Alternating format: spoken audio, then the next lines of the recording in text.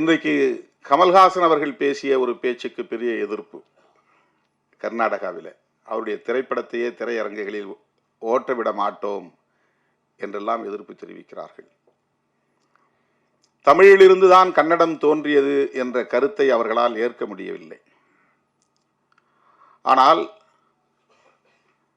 1812 Ellis அவர்களும் 1852 Henry ஹொய்சிங்டன் என்பவரும், அவர்களெல்லாம் பிரிட்டிஷ் குடிமக்கள், ஆங்கிலேயர்கள்.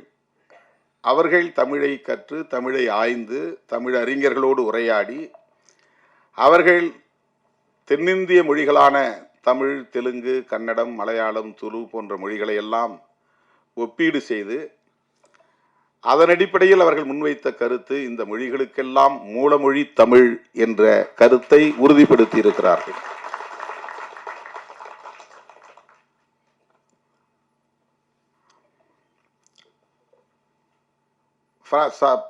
எல்லீஸ் அவர்கள் வாழ்ந்த சமகாலத்தில் வாழ்ந்தவர் தான் அந்த ஹென்றி ஒய்சிங்டன் என்பவரும். அவருக்கு பிறகுதான், எல்லீஸுக்கு பிறகு 40 ஆண்டுகளுக்கு பிறகு 1856 கால்டுவெல் திராவிட மொழிகளின் ஒப்பிலக்கணம் எழுதுகிறார். இந்த மொழிகள் ஒன்றோடொன்று தொடர்புடையவை என்கிற செய்தியை தாண்டி, இந்தியாவில் பேசப்படக்கூடிய பல்வேறு மொழிகளுள் மிகவும் தொன்மை வாய்ந்தது, சிறப்புக்குரியது தமிழ் உள்ளிட்ட தென்னிந்திய மொழிகள்தான் என்கிற செய்தியையும் சொல்லுகிறார்கள். அந்த காலத்திலே பாலி மொழி இருந்தது, அந்த காலத்திலே சமஸ்கிருதம் இருந்தது. இன்றைக்கு பாலி மொழியை பேச யாரும் இல்லை. புத்தரே பேசிய மொழி பாலி மொழி என்று அறியப்படுகிறது. இப்போதைக்கு அது பேச்சு வழக்கிலே இல்லை. சமஸ்கிருதம், சான்ஸ்கிரிட் இன்றைக்கு பேச்சு வழக்கிலே இல்லை. அந்த சமகாலத்தில் தோன்றிய அல்லது அதற்கு முன்பு தோன்றிய வரலாற்று தரவுகளை கொண்ட தமிழ் மொழி இன்றைக்கும் உயிர்ப்போடு இருக்கிறது.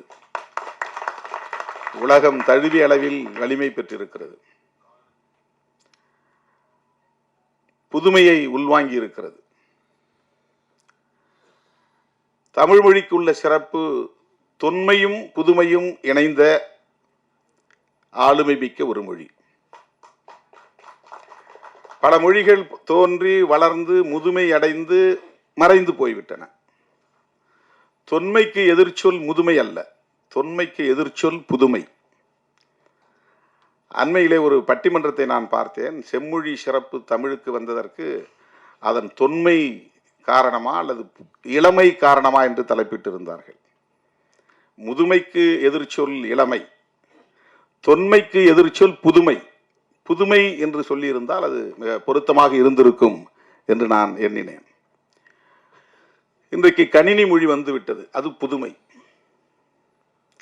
கணினிக்கு ஏற்ப தமிழ் தன்னை தகவமைத்துக் கொண்டிருக்கிறது. அந்த அளவுக்கான செறிவை பெற்றிருப்பதால், செம்மை அடைந்திருப்பதால் அது செம்மொழி.